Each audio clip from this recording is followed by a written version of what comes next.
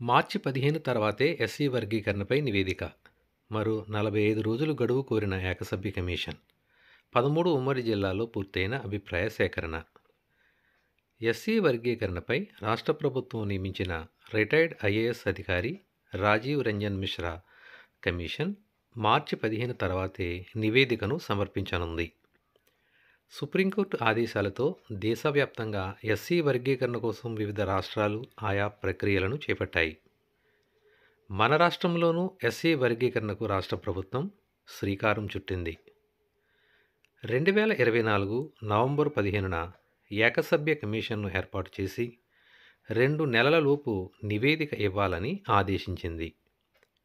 Commission రాష్ట్ర వ్యాప్తంగా ఆయా వర్గాల నుంచి అభిప్రాయాలను స్వీకరించి 13 జిల్లాల్లో దళిత సంఘాలు, మేధావులు, ఉద్యోగులను సంప్రదించింది.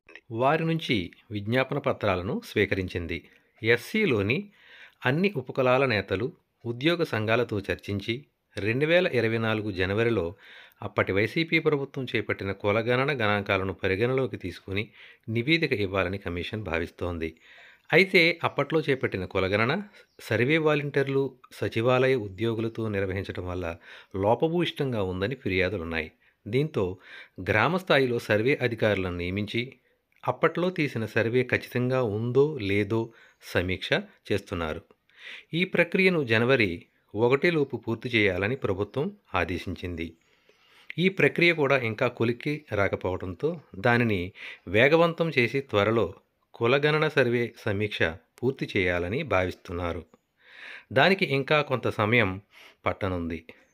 ఏకసభ్య కమిషన్ నివేదిక సమర్పణకు ఇచ్చిన గడువు ఈ నెల 15నే ముగిసింది.